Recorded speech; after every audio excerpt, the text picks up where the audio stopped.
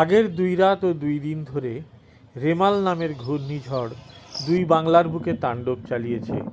কলকাতায় রেমালের চিহ্ন রয়ে গিয়েছে রাস্তায় ইতিউতি। রেমালের পরদিন ভোর 5টা বাজার কিছু আগে বেরিয়ে পড়েছি কলকাতার রাজপথে। আজকে আরও একটা সফর, হাওড়া নিউ জলপাইগুড়ি বন্দে ভারত এক্সপ্রেসে বোলপুর শান্তিনিকেতন পর্যন্ত। সাত সকালে চেনা কলকাতার অচেনা রূপ দেখে মন ভরে যায়। ভিড়ের সময়, ব্যস্ত দিনের বেলায় এইসব জায়গা একেবারে অন্যরকম। গাড়ি ঘোড়ার ভিড়ে জমজমাট থেকে ইডেন গার্ডেন থেকে আকাশবাণী ভবন, সেখান থেকে রাজভবন চত্বর। দেখতে দেখতে উঠে পড়ি হাওড়া ব্রিজে। এখন 5:15টার একটু বেশি। হাওড়া ব্রিজেও একেবারেই গাড়ি ঘোড়া বা মানুষের ভিড় নেই। খুব সহজে পৌঁছে গেলাম হাওড়া স্টেশন চত্বরে। মেঘের চাদরে ঢাকা আকাশের পটভূমিকায় ভোরের হাওড়া স্টেশন দেখেও বেশ ভালো লাগে। 7 নম্বর প্ল্যাটফর্ম থেকে ছাড়বে হাওড়া এনজেপি বন্দে ভারত এক্সপ্রেস, আমার ট্রেন। যেতে হবে C6 কামরায়, যেখানে রিজার্ভেশন রয়েছে। ডান দিকে হলুদ রঙের ICF কোচটি হলো হাওড়া আজিমগঞ্জ গণদেবতা এক্সপ্রেস, যেটি একই রুটে যাবে বন্দে ভারত এক্সপ্রেসের 10 মিনিট পর, অর্থাৎ সকাল 6:05। 5:55 যথারীতি আমাদের ট্রেন ছেড়ে দিল গণদেবতা এক্সপ্রেসকে পাশের প্ল্যাটফর্মে দাঁড় করিয়ে রেখে। হাওড়া স্টেশন ছাড়িয়ে যাওয়ার মুখে দেখা হয়ে গেল একটি লোকাল ট্রেনের সঙ্গে। সকালের আলো বেশ ভালো রকম ফুটে গিয়েছে, চারদিক ভারী সুন্দর দেখাচ্ছে। কেউ কেউ বন্দে ভারত এক্সপ্রেসে প্রিয়জনদের তুলে দিতে এসেছিলেন, তারা ফিরে যাচ্ছেন প্ল্যাটফর্ম দিয়ে অলসভাবে হেঁটে।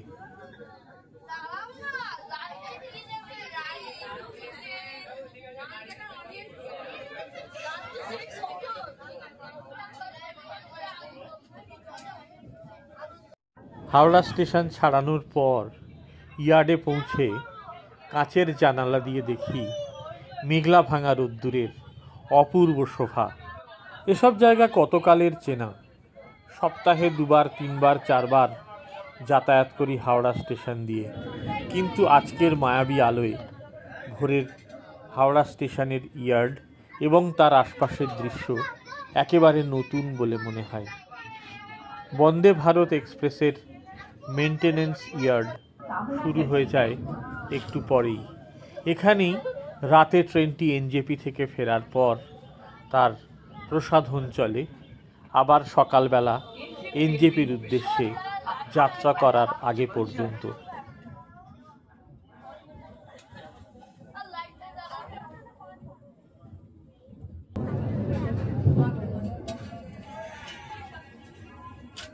বেলানগর ছাড়িয়ে ডানকুনি ঢোকার আগে ভালো মতো রোদ্দুর উঠে গেল।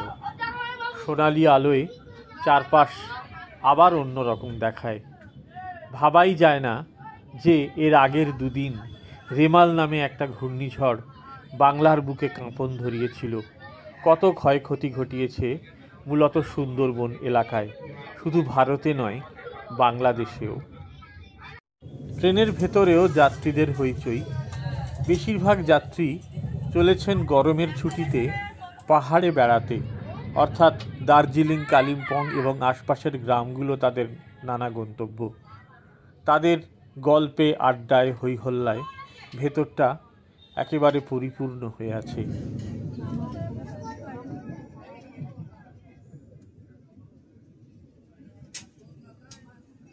মেঘ রোদ্দুরের খেলা দেখতে দেখতে হুগলি জেলার বিস্তীর্ণ গ্রামাঞ্চলের ভেতর দিয়ে ছুটে চলি বর্ধমান জেলার উদ্দেশ্যে। হুগলির পরে বর্ধমান, আর বর্ধমানের পরে আমার গন্তব্য বীরভূম জেলার বোলপুর শান্তিনিকেতন।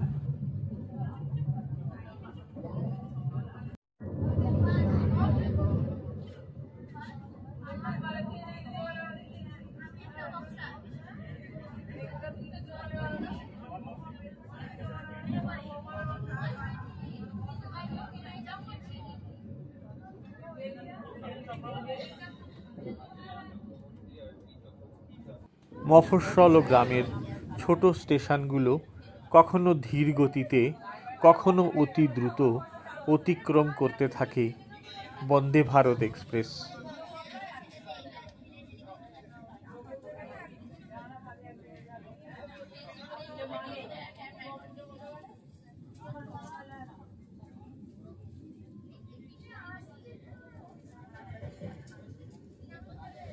সকালের চা পানের পর ট্রেন থেকেই দেওয়া খবরের কাগজ পড়তে পড়তে চোখ দুটো একটু লেগে এসেছিল। দেখি বর্ধমান স্টেশন অতিক্রম করে খানা জংশনে পৌঁছে গিয়েছি। যথারীতি খানা জংশনের একেবারে ধারের লাইন দিয়ে ধীর গতিতে সাহেবগঞ্জ লুপ লাইনে উঠতে থাকে আমাদের বন্দে ভারত এক্সপ্রেস। চারপাশে সবুজ, দুদিনের বৃষ্টির পর আরও খোলতাই হয়েছে। চোখ জুড়িয়ে যায় তার রূপ দেখলে। নীল আকাশের নিচে গ্রাম বাংলার শ্যামল অমল প্রকৃতি, কোথাও ছোট ছোট জলাশয় চারপাশের দৃশ্যকে আরও মোহময় করে তুলেছে।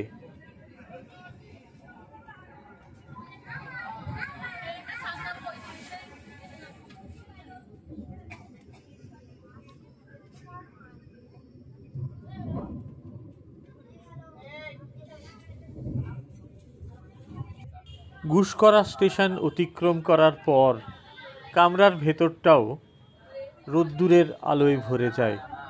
বড় বড় জানালার কাঁচ ভেদ করে দিনের সূর্য প্রবেশ করে ভেতরে, আর আমরা পৌঁছে যাই বোলপুর শান্তিনিকেতনের আগের স্টেশন এবং বর্ধমান জেলার এই লাইনের শেষ স্টেশন ভেদিয়াতে।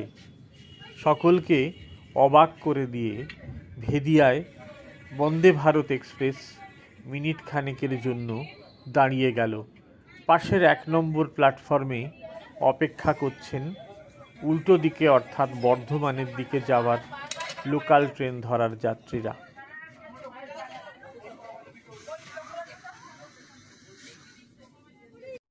ভেদিয়ার পর বোলপুর শান্তিনিকেতন আর 6-7 মিনিট বড়জোর সময় লাগে, ফলে ব্যাগ গুছিয়ে প্রস্তুত হয়ে বসে যাই। ইতিমধ্যে ট্রেন পৌঁছে গিয়েছে অজয়নগরের সেতুর ওপরে। গত সপ্তাহেও দেখেছি অজয়ে একেবারে জল ছিল না, ধুধু বালি যতদূর দেখা যায়। এবারে দেখলাম ঘূর্ণিঝড় রেমালের পর 2-1 জায়গায় ছোট ছোট জলাশয়ের মতো তৈরি হয়েছে, সেখানে আকাশের ছায়া পড়ে খুব সুন্দর দেখাচ্ছে। এই সব দেখতে দেখতে পৌঁছে গেলাম বোলপুর শান্তিনিকেতন স্টেশনের 1 নম্বর প্ল্যাটফর্মে।